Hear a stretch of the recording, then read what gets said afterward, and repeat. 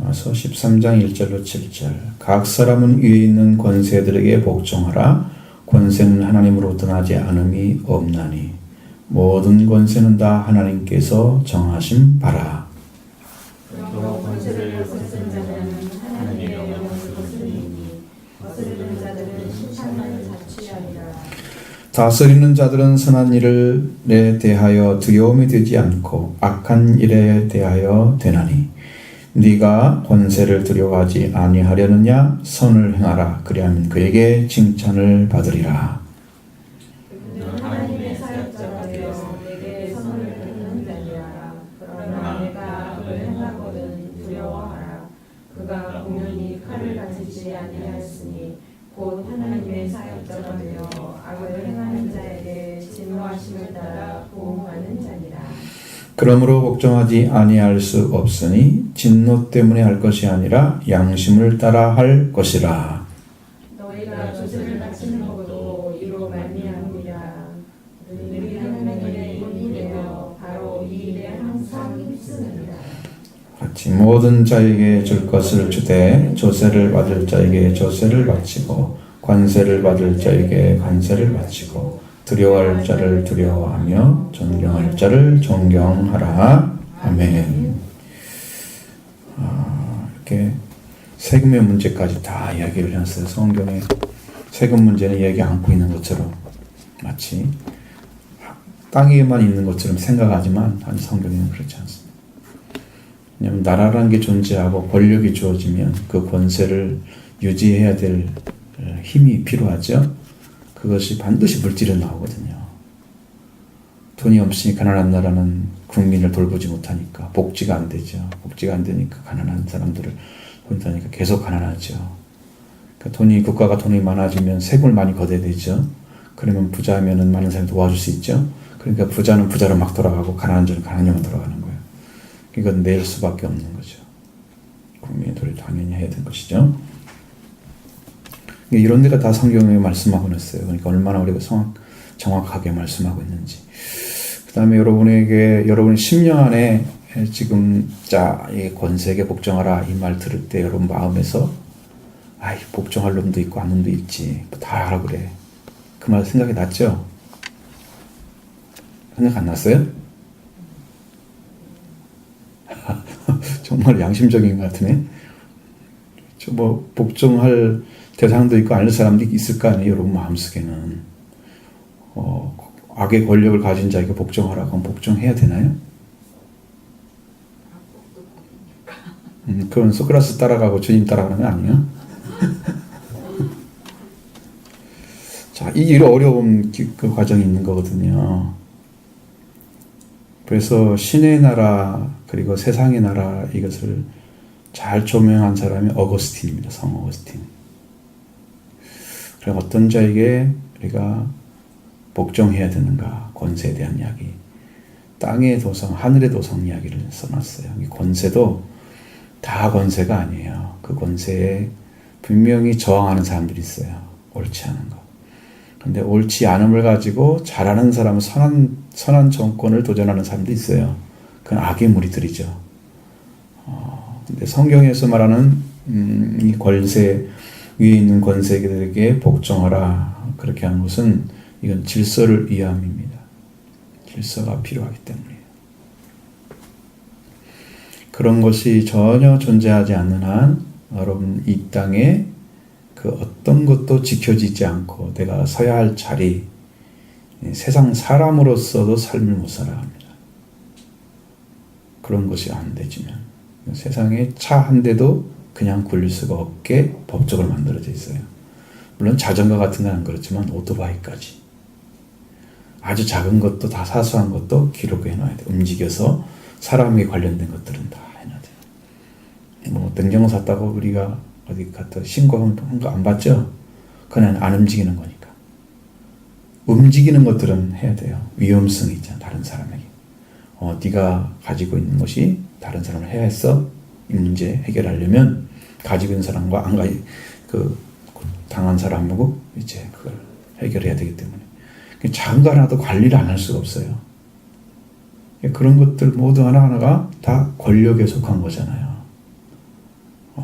꼭 우리가 마치 을되고 거기는 갑되는 것처럼 생각하지만, 근데 나라의 질서는 어쩔 수 없어요. 위에 있는 권세가 강해야만 질서가 잡혀요. 우리나라 공권력의 가장 약점의 하나가 서민들이 너무 우습게 한다는 거예요. 공권력을. 옛날에는 경찰하면 덜덜 떨었거든요. 근데 민주주의라는 글자에서 자유가 뭔지 잘 모르는 사람들이 그 자유를 방종처럼 사용을 해요. 막 써도 되는 것처럼. 너희들이 권력이 뭐야? 무시해도 되는 것처럼. 이게 잘못 배워진 상태. 제가 처음에 물어본 것이 권력에 복종하라 그러면 기분 나쁜 게 있는데 왜 복종해요? 이렇게 딱 마음에서 올라온 게 있을지도 몰라요. 왜? 모든 걸 복종하라고요? 난 못해요. 자, 그러면 하나님은 그에게 모든 권세를 하나님께 온 것이 없지 않은 것이 없다고 하셨는데 우리는 거기에 대해서 저항감이 있는 거죠. 그러면 지금 세상에 있는 존재하는 권력이나 그런 권세들을 하나님께로부터 온 것으로 온전하게 인정하지 못하는 거예요. 그렇죠? 사람이 탈취해서 얻을 수도 있는 거. 이게 인간적인 것이 많이 들어가 있는 상태야, 지금. 정권이라는 것도 마찬가지고. 근데 여기는 왕정시대잖아요. 바울이 썼을 때는 뭐 로마 황제 있잖아요. 유대 총독 있잖아요. 그런 권력 앞에 뭐 옳지 않은 세금을 걷더라도 다 세금을 내야 되고 복종하라. 권세는 하나님께로부터 나지 않음이 없다. 모든 권세는 하나님께서 다 정하신 거다. 아마 지금에서 바울이 봤을 때는 사람들이 엄청 발달한 시대에 살고 있잖아요. 민주주의적이고 그리고 밝혀져야 할 것들이 많잖아요. 국가 권력이라고 그래서 함부로 사용하다가 나중에 다 밝혀지면 이제 세관을 차고 들어가잖아요. 한국은 그 정도로 뭐 모든 나라 그렇게 돼야 되지만, 그러니까 아무리 절대 권력이라도 잘못한 건 잘못한 거죠. 그것은 그 다음의 문제거든요. 근데 지금은 그렇게 바울이 이걸 봤을 때, 현재를 봤을 때는 다르게 얘기할 수 있었을 거예요. 근데 그때는 왕정 시대라고 생각하면 돼요. 그들이 원하고 있던, 그러니까 잘 생각해 보면 우리나라만 보면 안 되고 바벨론이나 이런 나라를 통해서 하나님께서 악의 물을 짓밟아 버리는 거, 아수르를 통해서 이스라엘을 짓밟았잖아요. 그다음에 유대 나라라 두 지파를 바벨을 통해 짓밟았잖아요. 그럼 그 권력을 사용해서 그들의 옳지 않음을 징벌하는 거예요. 그러니까 하나님께서 세우지 않음이 없다는 것은 나중에 찬탈을 해가지고 했던 사람들은 대부분의 사람들이 잘못돼요. 다 징계받잖아요. 세상 사람들이 볼 때는 그때는 승승장구하는 것처럼 나름대로 권력을 가지고 살았지만 차후에는 그걸 짓밟은 자들은 반드시 어떤 부분까지는 징계를 받죠. 그러니까 권력에는 이제 그런 양면성이 다 있는 거죠. 현재 권력에는 하나님께서 주지 않으면 이걸 가졌다고 하면 이 억지로 빼앗은 정권을 우리가 이스라엘 민족의 역사 그리고 이스라엘 나라와 유대 나라의 역사의 그 왕정들을 보면 다 나오죠. 억지로 빼앗은 사람들을 얼마 있으면 바로 잘려서 또 죽고 또 죽고 또 죽고 이스라엘 민족이 계속 그렇게 해서 이스라엘은 나라가 그렇게 세워지잖아요. 이런 역사들을 보면 분명히 인간적으로 탈취한 나라는 금방금방 사라지고 하나님 원하는 방식대로 나라가 운영되지도 않고 결국은 그렇게 원하는 사람들이 권력을 갖다가 망한다 이 말이에요. 성경이 보여주는 것은. 우리는 그 권력에 의해서 잘 질서가 잡히면서 평안한 삶을 쭉 살기를 원하는 거지. 성경은 그걸 얘기하고 있는 거지. 근데 그 반대의 삶이 이 말씀에 따라서 반대에 서는 사람들에 의해서 이루어지기 때문에 여러분들은 그런 것을 양면성을 다 보셔야 됩니다. 자, 권세를 거스르는 자는 하나님의 명령을 거스르는 것과 같다고 얘기합니다.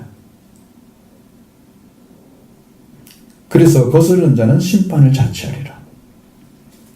그 권력을 가졌다고 하는 사람들이 잘 사용해야 되겠죠. 잘 사용하는데 그것은 그들의 문제는 하나님이 다루십니다. 또 그러나 우리는 권세 아래 살고 있는 우리는 거기에 합당한 복종이 따라간다는 거죠.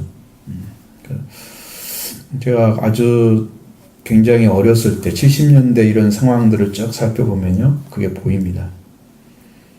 보이는 게 그때 절대 권력이 박정희 시대잖아요. 절대 권력이잖아요. 60년대죠.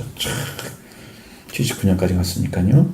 절대 권력을 가진 자들이 사람들이 전부 그 힘 앞에 무릎을 꿇었습니다.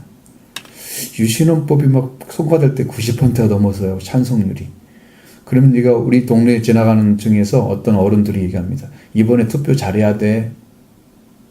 그 뭐냐면 무조건 그냥 유신헌법 찬성한다고 찍어라 그 말이야.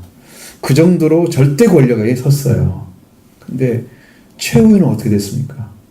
그건 우리가 할 일이 아니잖아요. 하나님께서 어떤 사람을 통해서 징벌을 하시잖아요.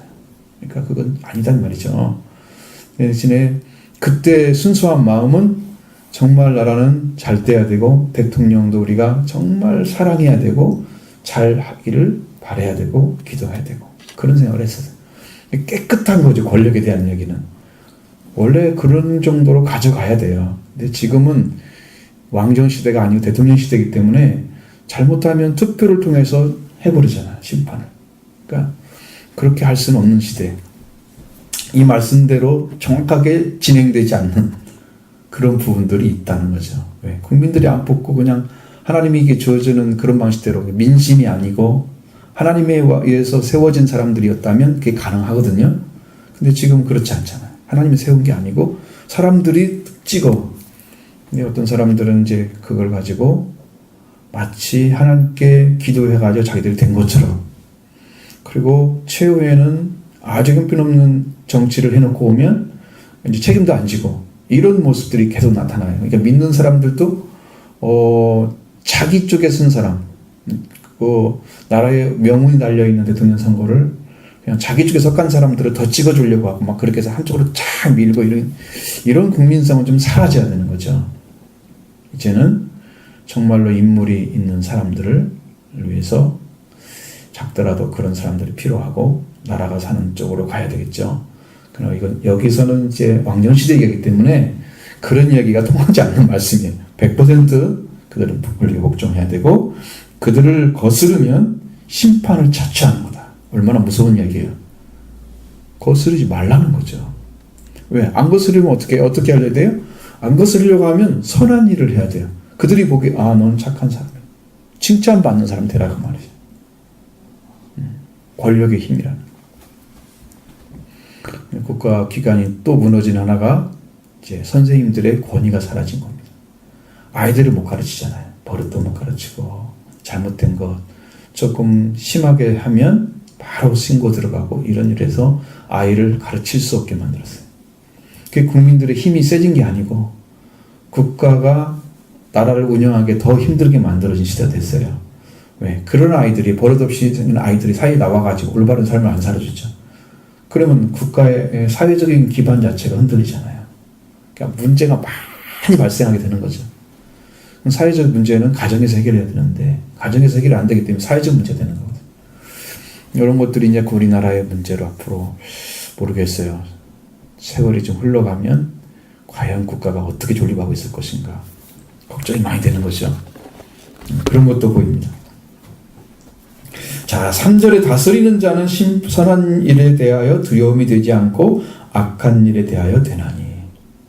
만약에 선한 일에 대해서 다 두려움이 되게 한다고 하면 이것은 아주 잘못된 방식으로 그 권력을 사용하는 거예요. 그렇죠? 왜? 선이라는 것은 모든 사람들이 인정할 수 있는 선이어야 돼요. 네?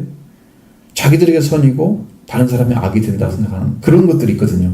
선은 유익한 거, 번영되는 거 이런 것들인데 내가 선이라고 하면 국가의 중심에 있는 권력의 이익이 되고 국민들의 손해가 돼도 괜찮은 것처럼 이렇게 운영된다면 이게 선이 아니거든요. 근데 그렇게 거기서 요청한다면 또 그게 문제가 되는 거예요. 이게 온전한 것이 없다는 거예요. 것이 없다는 거죠. 악한 일에 대해서 아니 네가 권세를 두려워하지 아니하느냐 선을 행하라 그래야면 그에게 칭찬을 받을 것이다 라고 말씀하고 있습니다. 그 당시 시대에는 분명하게 그렇게 됩니다.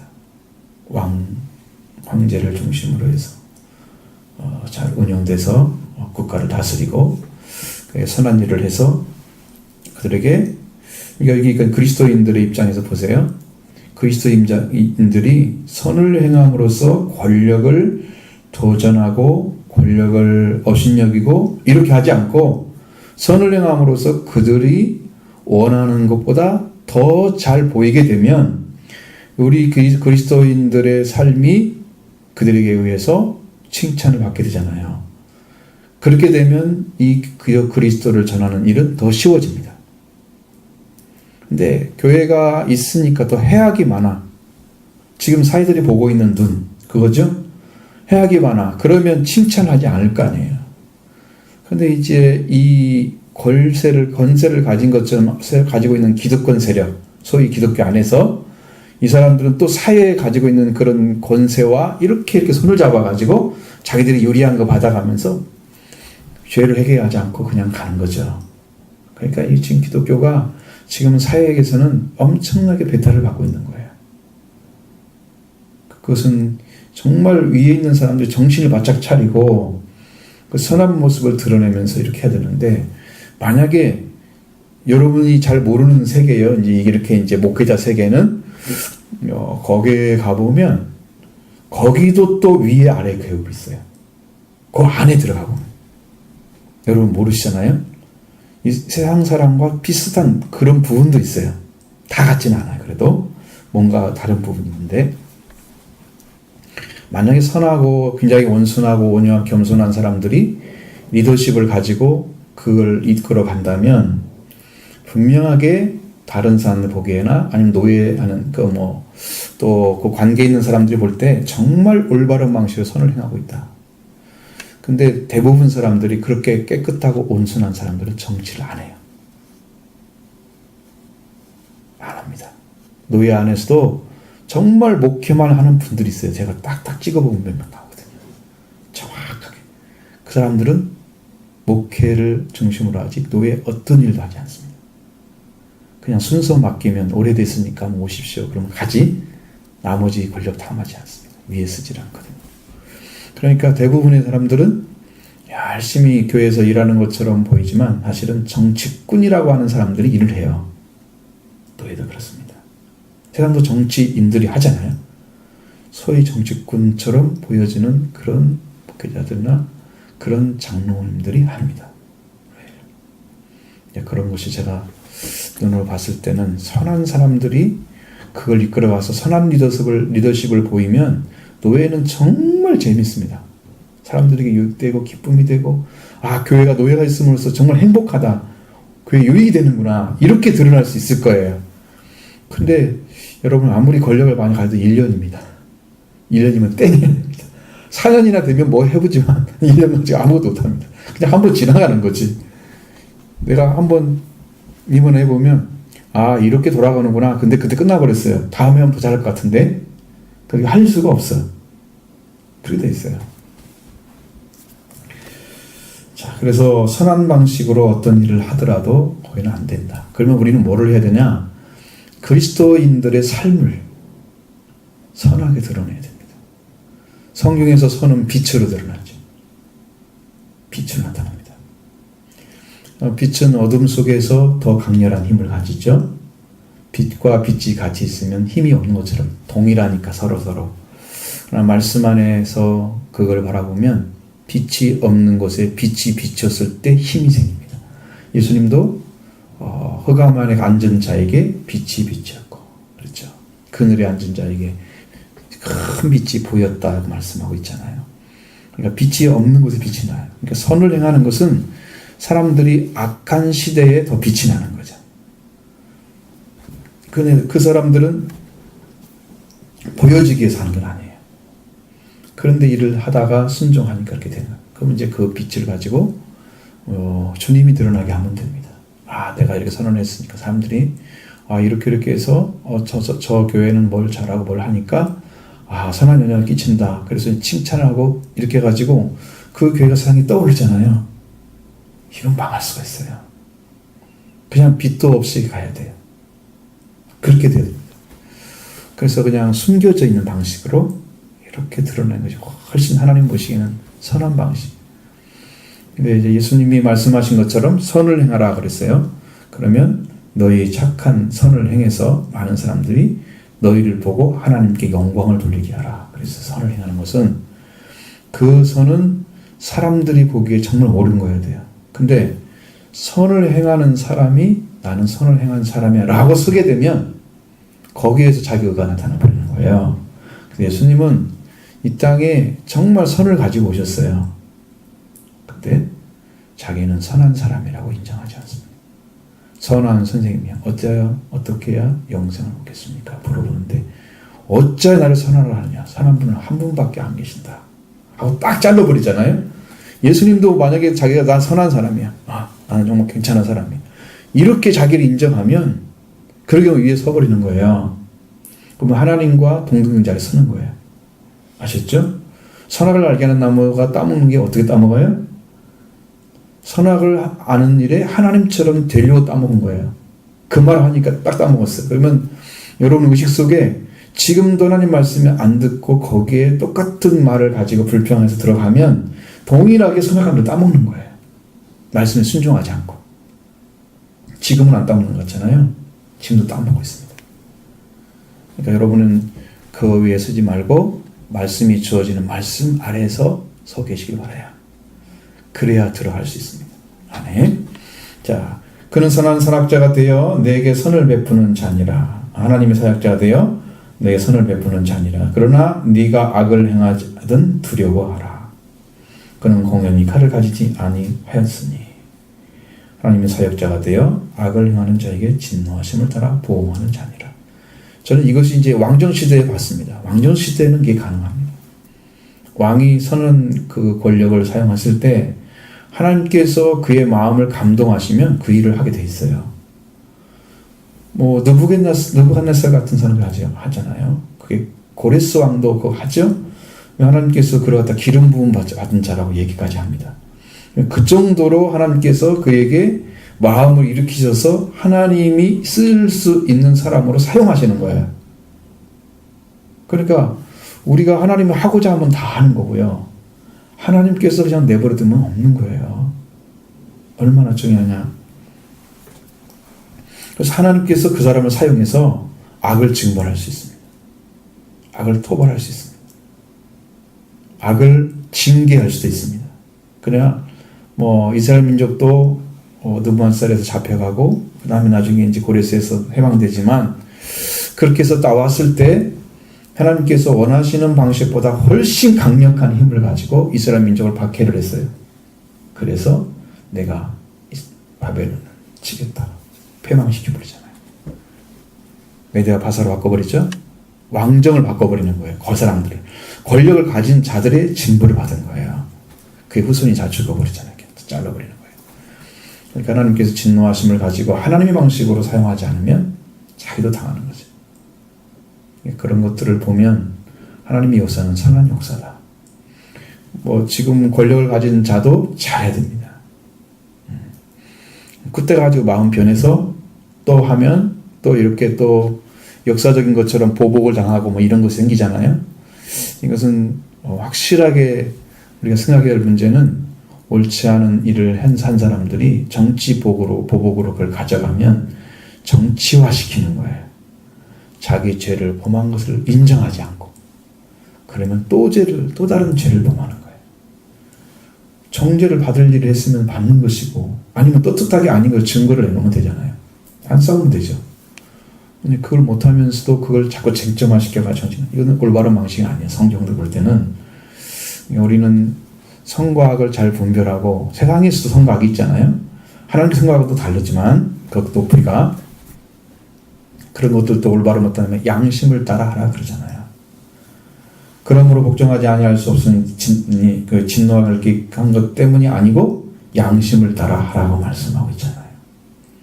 그럼 우리는 선한 양심이 부활되면 양심을 따라하죠. 그러면 가감없이 거짓없이 그렇게 하겠죠. 그런 심령이 되어져야 결국 이루어집니다. 하나님의 뜻이 하나님 방식대로 나라가 운영됩니다. 그렇게 해야 됩니다. 그 다음 마지막 그러면 조세를 바치는 자에 대한 얘기가 나옵니다. 조세를 바치는 것도 이로 말미암습니다. 뭐 때문에? 권력을 가진 자를 위함이죠. 권력이 올바로 사용되기 위해서, 하나님의 진노의 칼처럼 사용되기 위해서 그들이 유지해야 되잖아요. 그걸 가져가기 위해서 조세도 이로 말미암은 것이다. 그래서 국민들을 바르게 선도하고 인도하는 것은 그들이 맡은 의무예요. 잘못하면 선악간에 하나님이 심판하시는 거죠. 그냥 성경에서 보면 그 선악간에 하나님 앞에 하나님께 직고하리라 그랬습니다. 내가 이렇게 못하고 이렇게 잘 살고 이렇게 올바르게 살지 못했다는 것을 직접 고하게 된다는 거예요. 하나님 심판 앞에. 그러니까 이것은 여러분 저 사람 잘못 살았다. 뭐 내가 정죄해가 저 사람 고쳐놔야지. 뭐 싸우고 그런 것이 문제가 아니라 하나님이 그 사람에게 물어본다. 너 왜 이렇게 했어? 너 왜 이런 의도를 가지고 있었어? 그냥 범죄 그대로 얘기를 해야 돼요. 그건 죄를 범하는 거예요. 그러니까 그것은 자기 자신이 책임질 일을 해야 되지. 책임지지 못할 일을 하면 자기가 당하는 거죠. 지금은 좋지만 지금 그 권력을 누릴 때는 괜찮지만 다른 사람 손 타지 안 받고 자기 방식대로 했잖아요. 여러분 말도 못할 정도로 그 MB 정권 때 너무 많은 돈을 썼는데요. 제가 몇 가지만 살펴보니까 그런 것들이 막 있더라고요. 자원외교라고 해가지고 쓸모없는 유전도 사놓고 캐나다 어떤 광산도 사놨는데요. 그거 쓸모가 없어요. 그래가지고 돈을 어마어마하게 낭비한 거예요. 자원외교를. 그런 걸 가지고 전부 공기업에서 지금 이자 같은 거 내고 있느라고 죽을 맛이 돼요. 그거 어디서 나오냐면 다 세금에서 나가는 거예요. 공기업은 나라가 운영하는 거잖아요. 나라 돈 막 붓는 거예요. 거기다가. 그것으로 새나가는 돈이 어마어마해요. 우리가 상상을 초월할 정도로 돈이 나갑니다. 지금. 그런 거 다 따지면요. 그 사람은 정죄 받아서 너무나 정죄 받아서 합당한 사람이에요. 이게 사실로 드러나는. 아주 무섭습니다. 그러니까 여러분 우리 민족이 잘 살기 위해서는 대통령이 잘 세워져야 돼요. 저는 누구 미루는 것이 아니잖아요. 한 번도 그런 얘기 한 적이 없잖아요. 잘 세워야 한다 그 말이 말하는 거지 어떤 분은 세우세요 이런 얘기가 아니에요. 그래서 이런 문제 그래서 그들이 하나님의 일꾼이 되어 바로 이 일을 항상 힘쓰느니라. 힘쓴다 그랬죠. 하나님의 진노의 칼날처럼 그걸 사용하도록 그걸 하기 위해서 조세가 필요하다. 유지해야 되고 또 다스리는데 필요한 것들이 있잖아요. 모든 자는 줄 것을 주되 조세를 받을 자에게 조세하고 관세를 받을 자에게 관세하고. 여러분 세금이 여러분들 우리도 많잖아요. 세금이 주민세도 지방세도 교육세도 있고 굉장히 많죠. 집을 팔면은 무슨 양도세도 있고. 하여튼 이것저것 해서 세금이 어마어마하게 붙습니다. 하나만 음식거리면 차만 팔도 그게 들어갈 수도 있어요. 차만 음식도 아주 그냥 세금이 달달달 달아다녀. 우리가 열심히 잘 사주고 있는 기름만 떼도 기름만 갖다가 오일만 집어넣어도 세금이 절반이 훨씬 넘습니다. 우리는 세금을 그냥 달고 살아요. 사실은 그냥 다 갖다 주면서도 그냥 조금 비싸면 그런가 하고 쓰는 건데 그렇게 지금 나라를 위해서 지금 바치고 있잖아요. 이런 것은 이제 어차피 될 거라 하면 우리가 거기에 대해서는 별로 마음 안 쓰죠. 잘 운영되면 좋죠. 잘 운영되면. 바칠 자는 바칠 자에게 바치고 두려워할 자를 두려워하고 존경할 자를 존경하고 이렇게 서로 올바른 관계 안에서 이끌어 가져야 된다는 거예요. 성경이 말씀하고 있는 것들은 다 우리 국민들이라면 국민들이 잘 다스림받고 잘 살기 위해서 그리고 선한 일을 통해서 그리스도인의 삶의 어떤 정체성이 분명히 드러나기 위해서 그래서 우리가 세금을 내고 다스림받고 하라는 거예요. 그러니까 무조건 도전하지 않죠. 옛날에 독재 시대에는 엄청나게 도전했던 데모를 많이 했던 그런 교단이 있잖아요. 근데 지금은 데모가 없잖아요. 그래가지고 그들이 정체성이 사라져 버렸어요. 본인들은 그냥 세례 요한처럼 막 도전하고 덤벼야 될 사람들이 그냥 조용해져 버린 거야. 어디 그 사람 나타나서 지금 하는 건 못 봤어요. 오히려 통합적 목사님들이 더 많이 움직이더라고요. 하는 것은. 이번에 이제 여러분 동성애자들이 어디서 전동성당 어디서 모인대요. 그러니까 우리 그리스도인들은 여기 오거리에서 모인다고. 우리도 하자 이거야 이제. 저들이 맞서가지고 그런 얘기를 하더라고. 통합적 목사님들 하세요. 왜? 정신 살아 있어야죠.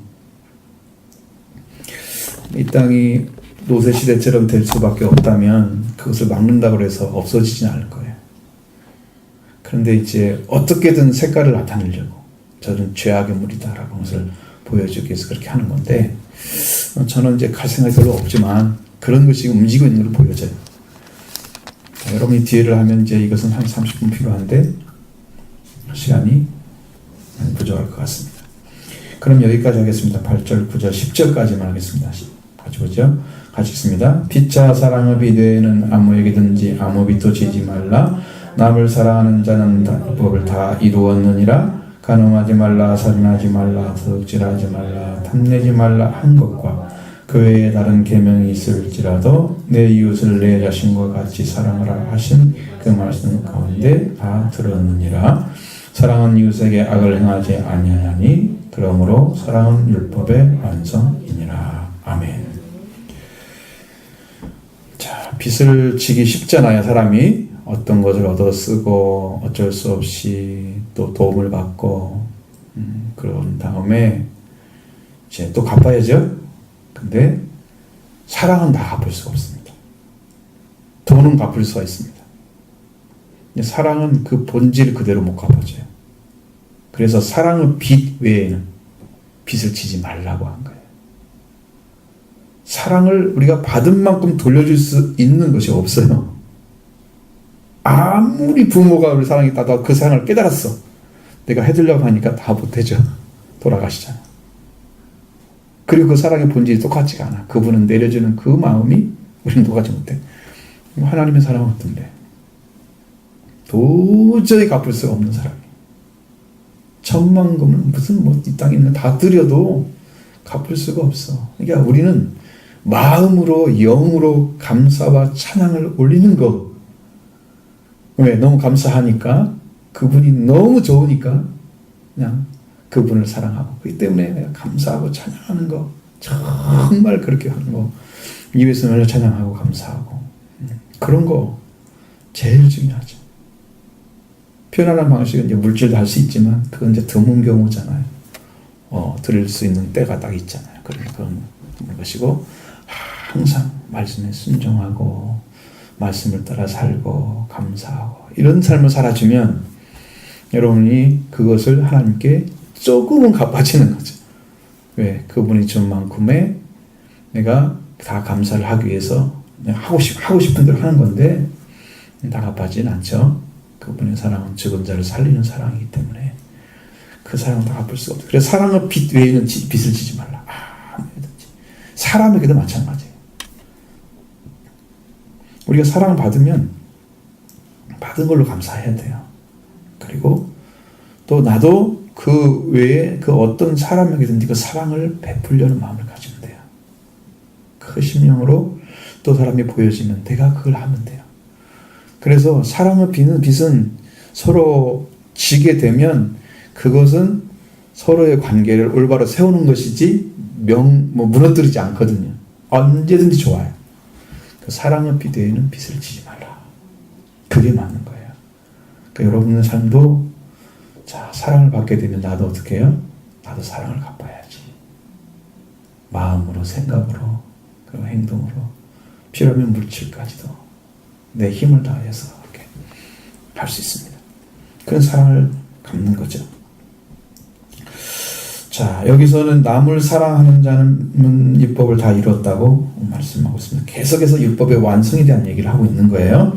사랑은 율법의 완성에 대한 얘기를 좀 하고 있는 거예요. 그래서 사랑하는 자, 남을 사랑하는 자. 자, 여러분 자기에게 필요한 것을 다 주고 나머지 다른 사람을 주는 것은 그건 찌끄러기잖아요. 그럼 남을 사랑한다는 의미는 저 사람을 사랑할 때 나와 같은 자리에 세워놓고 사랑을 해요. 내가 이만큼 썼으면 저 사람도 이만큼 쓰는 거예요. 그것을 말하는 거예요. 성경이 말하는. 그러니까 나처럼 사랑하는 것을 말하는 거예요. 내 이웃을 너 자신과 같이 사랑하라. 내가 이만큼 줬으면 저 사람도 이만큼 필요하겠지. 그렇게 하는 거죠. 자, 성경의 말씀, 네가 남에게 대접을 받고자 하는 대로 너희도 남을 대접하라. 이거 율법이요, 선지자요. 황금률이잖아요. 그러니까 내가 저 사람 생명에게 이렇게 되기를 원해 이만큼 갚아주면 그 생명도 그걸 받았을 경우에 알면 자기도 그렇게 하고 싶은 거예요. 그게 갚아주는 거거든요. 대접을 받는 거거든요. 내가 안 받아도 다른 사람이 받죠. 다른 사람. 그래서 그것이 세워지는 거예요. 그것이 세워지는 거예요. 그래서 남을 사랑하는 것은 율법이 이루어졌다. 그럼 여러분, 율법이 요구하는 게 뭐예요?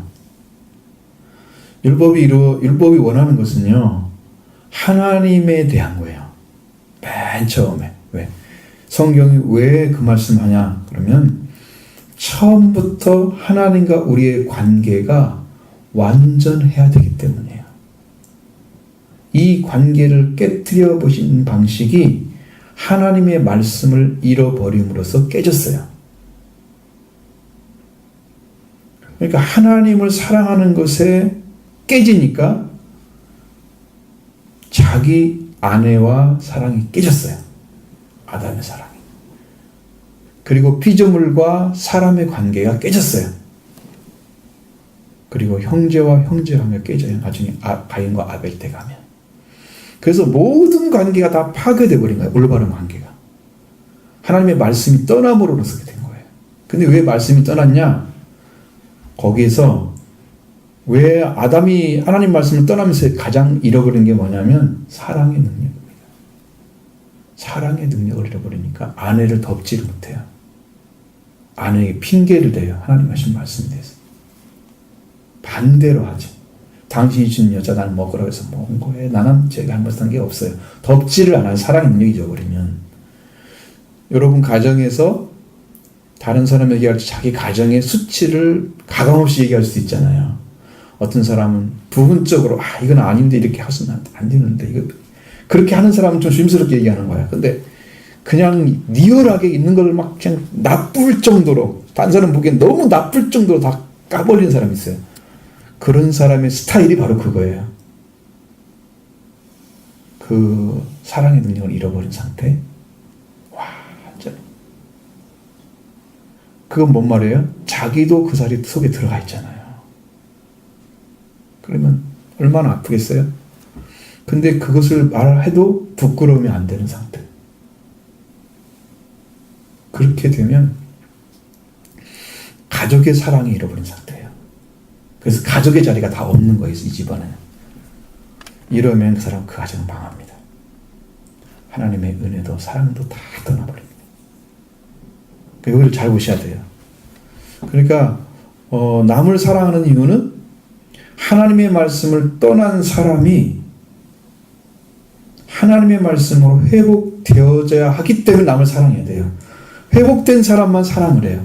그래서 처음 주셨던 말씀으로 선악을 아는 열매를 따먹지 않는 자리에 세워지면 이제는 어떤 말씀도 순종하고 내가 그걸 따먹지 않습니다. 그 말씀이 회복된 사람이 가지고 있는 능력이 이웃사랑의 능력이에요. 그것이 오는 거예요. 그 차이가 이렇게 만드는 거예요. 그거 하나만 딱 가지면 회복이 되는데 그거 하나를 모르니까 회복이 안 돼. 영원히 평행선 긋고 가는 거예요. 말씀하고 나는 평행선이야. 안 만나. 어떻게 해야 되겠어요? 그래서 다른 생명을 살리려면 내가 말씀이 죽어야 됩니다. 말씀이 죽어야 삽니다. 예수님이 하나님께 대해서 왜 십자가에 죽었느냐 그러면 예수님이 거기에 죽어야 우리가 삽니다. 그래서 죽으신 거예요. 그러니까 내가 이 땅에 살면서 내 성격이나 내 방법대로 내가 하는 마음대로 하면서 말씀을 순종한다? 그건 안 됩니다. 내가 죽어야 말씀대로 순종이 되어져야 나를 통해서 다른 사람이 삽니다. 그게 십자가를 지는 생활입니다. 거기서만 살리는 일이 벌어져요. 그 외에는 살릴 수가 없습니다. 그건 다 율법의 방법입니다. 사랑이 아니에요. 완성이 안 돼요, 율법이. 사랑이 아닌 것은 율법이 완성이 안 돼요. 남을 사랑하는 자는 율법을 다 이루었느니라. 안 된다니까. 율법을 가지고 오면 이미 틀린 거예요. 뭐 조건을 걸고 이거 없어요. 하나님 사랑에 조건이 있어요? 없잖아요. 그냥 남을 이웃을 사랑하라고 그러잖아요.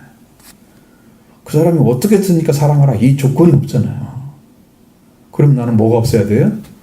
그 사람이 가지고 있는 어떤 생각 이런 것도 난 다 상관없이 뭐 해야 돼? 그 사람이 가지고 있는 행동 이거 아무 상관없이 어떻게 해야 돼? 그냥 사랑하는 거란 말이에요. 내가 만들어 놓은 조건, 내 눈에 보이는 조건 그것 때문에 사랑 못해. 그럼 나는 말씀에 순종하지 않겠다 얘기죠. 네가 만든 법으로 네가 죽는 거야. 그건 다른 사람도 못 살아 너도 죽어. 그것이 안 보이고 생명만 보이면 살릴 수가 있습니다. 그 생명만 보이면 어떻게 생명이 보여요? 하나님의 사랑이 회복되게 생명이 보이죠. 그러니까 100% 하나님께 돌아온 자만 이웃을 사랑할 수 있기 때문에 그래서 이웃을 남을 사랑하는 자는 율법을 다 이루어지는 거예요.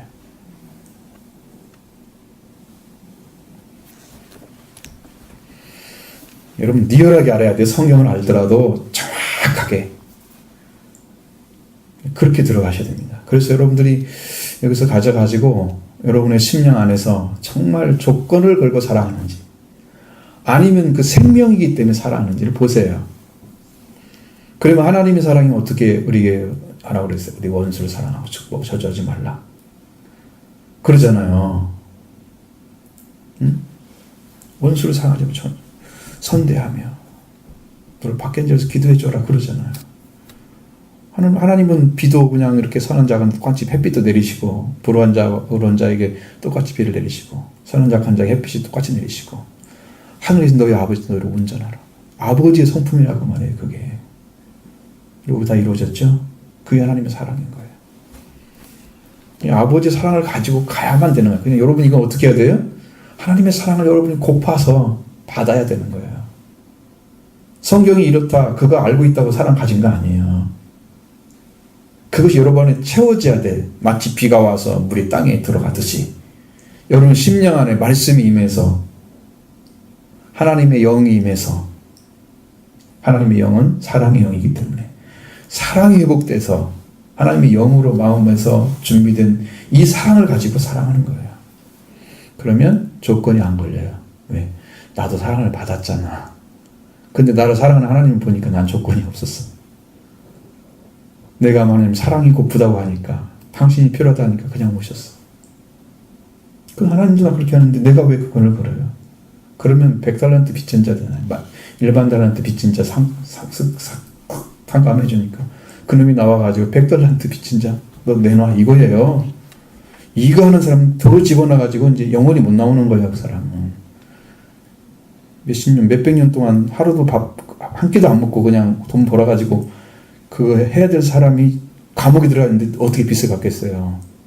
일을 못 하는데 못 갚죠? 영원히 이제 지옥이란 말이죠. 그 말은 여러분 생각을 할 때 이 사랑이 얼마나 중요한지를 분명히 깨닫는데 그런데 그 사랑을 주시는 하나님을 여러분이 영접하셔서 계속해서 임재하시고 계속해서 오셔서 사랑을 공급해 주시는 하나님의 사랑으로 사랑하셔야 됩니다. 이웃 사랑이 보여집니다. 그렇게 하면 나는 할 수 없는 것이 많죠. 나를 의지하면 안 됩니다. 내가 못한다. 그거 나를 탓해서 안 됩니다. 나는 아닌 거예요. 나도 주님이 하나님 사랑을 받았으니까 그렇게 사랑해야지. 여기 하나님 사랑이 기준이 되는 거예요. 그러면 됩니다. 그 다른 걸 가져가면 안 됩니다. 자, 가늠하지 말라, 살아전하지 말라, 독재하지 말라, 탐내지 말라 한 그 외에 다른 계명이 있을지라도 있죠? 있습니다. 그래도 그 외에 다른 계명이 있을지라도 내 여자를 생각시 사랑하라 지금 말씀 가운데 다 들었느니라. 그러니까 다른 사람의 해를 가하거나 악을 행하거나 죄를 범하거나 이런 거 아니면 하지 말라고 지금 성경에 보면 뭐라고 그래요? 하지 말라 그랬잖아요. 그 외에 다 하지 말라고 한 것을 다 플러스 해놔도 내 이웃을 내 스스로 사랑하라 한 말씀보다 더 필요한 게 없어요. 그 계명. 왜? 이건 하지 말라는 거지. 이웃은 사랑하는 거잖아요. 왜? 그것은 하지 말라는 것은 소극적인 거야. 이 사람들이 해를 가하지 말아야지. 이런 죄를 범하지 않아야지. 이건 탐내지 않아야지. 이렇게 나는 안 하고 있는 거지. 사랑하는 것은 그걸 뛰어넘는 거잖아요. 그러니까 이 사랑이 적극적인 사랑인 것이죠. 여기 계명 지키는 것은 소극적인 거예요. 하지 않는 거예요. 그럼 남에게 피해를 끼치지 말라. 그 정도예요. 그 정도. 응? 사랑하는 게 아니에요. 거기는 계명은. 이웃을 사랑하는 말씀 안에 이게 다 들어있다는 거죠. 그러니까 적극적인 사랑은 하나님의 사랑이고 그 사랑이 이루어진 것이 이웃 사랑인데 그게 율법이 이루어진 사랑입니다. 그러니까 여러분 그 사랑을 가지셔야 됩니다. 다른 걸 가지고는 다른 사람 사랑하는데 다 부족합니다. 언젠가 떨어져요. 에너지가. 그래가지고 내가 의지적으로 막 가려고 하다가 이게 그러면 폭발하면 이제 쌈 나는 거예요. 거기서. 응? 거기서 쌈 나는 거예요. 자기가 지금 하고 있는 거야. 그거. 자기가 참고 자기가 안 해보려고 막. 하나님 사랑에 의지해서 하면 아버지 이것까지도 아버지 이것까지도 하나님 사랑으로 계속 마음에서 딱 붙잡고 있으면 주님의 사랑이 나를 강권하시면 여러분 그런 싸움이 안 일어나. 그 이상을 가질 수 있습니다. 사랑은 이웃에게 악을 행하지 않는다고 나오잖아요. 그럼 이제 다른 사람에게 악을 행하는 악을 악하게 만드는 방식은 이제 죄성을 가졌을 때 나옵니다. 내 안에 이제 여기 해결되지 아니한 나의 성품 안에 해결되지 아니야. 그런 성품들이 죄성들이 들어있어. 그것이 탁 튀어나오면 악을 행하는 거야. 아, 저 사람은 선한 사람 같은데 어느 순간에는 무서워. 아, 이제 순한 사람이 화내면 더 무섭대? 그게 뭐란 말이에요? 그 속에 이게 의이 있다는 거지. 이 속에 뭔가 있다는 거지. 드러내지 않고 있는 그냥 사람에게 선하게만 보여지는 부분이지. 그러니까 그것은 하나님의 말씀으로 좋은 사람은 아니죠. 그냥 인간적으로 좋은 거지. 아량이 있고 베풀 줄 알고 사랑을 넉넉히 받아서 좋은 성품을 가지고 사람을 대할 줄 아는 그런 사람이란 말이에요. 그렇다고 해서 그 사람이 완전한 사람 아니잖아요. 악을 행하지 않는다. 거기에서 여러분 여기서 엄청나게 중요한 얘기가 있는 거예요. 악을 행하지 않는 것, 사랑.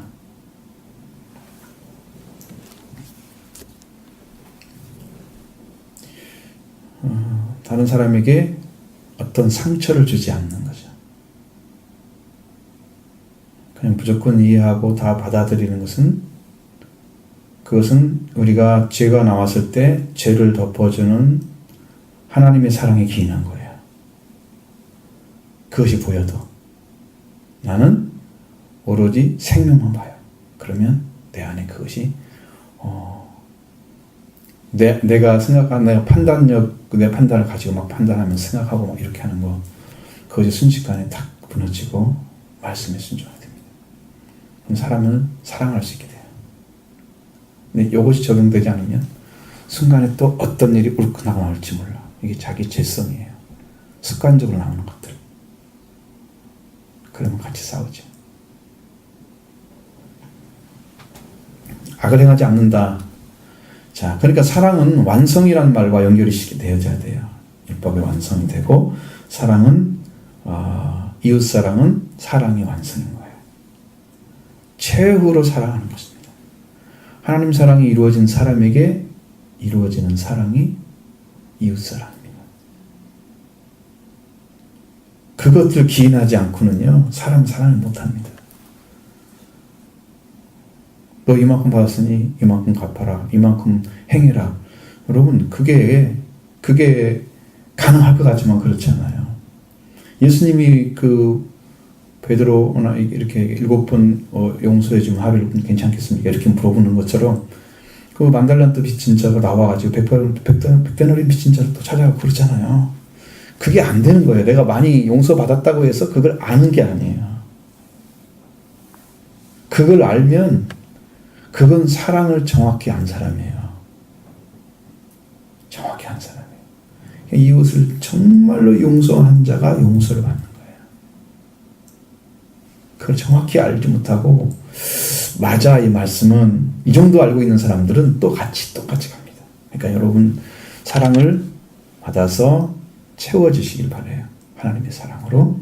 그 채운 걸 가지고 날마다 하셔야 됩니다. 그래서 여러분의 사랑이, 하나님의 사랑이 여러분의 체질화가 돼서 여러분의 영적인 부분, 여러분의 생각, 여러분 다 지배하고 있으면 그 사랑의 힘으로 다른 사람을 사랑할 수 있습니다. 그러니까 늘 같이 오시죠. 말씀으로, 성령으로 오셔서 채워지면 사랑이 갑니다.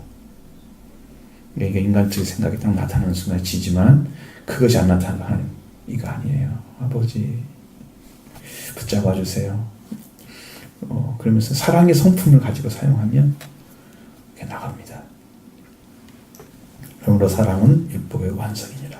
이렇게 해서 여러분 안에도 이런 사랑이 이루어지기를 바라고, 그래야 이제 이 완성된 사랑을 가지고 이제 하나님의 역사를 이루죠. 이 사랑이 완성되는 것이 가장 큰 사랑이다. 하나님 사랑한다는 말이 율법이 이렇다는 말은 성경에 안 써 있습니다. 하나님 사랑한다 율법이 이렇다는 말씀 안 써 있어요. 그런데 이웃을 사랑하거나 남을 사랑하는 자는 이웃을 이뤘다는 율법을 이뤘다는 말씀이 써 있습니다. 최종적인 것은 이웃 사랑인 것이죠. 여러분의 사랑이 하나님의 사랑에 기인해서 그 사랑을 충만히 받고 그 사랑으로 다른 사람을 사랑하는 심령으로 회복되기를 바랍니다. 그러면 이제 교회 안에 사랑이 충만해집니다. 하나님의 사랑이 막 임재하는 거예요. 그 복을 다 누리시기를 바랍니다.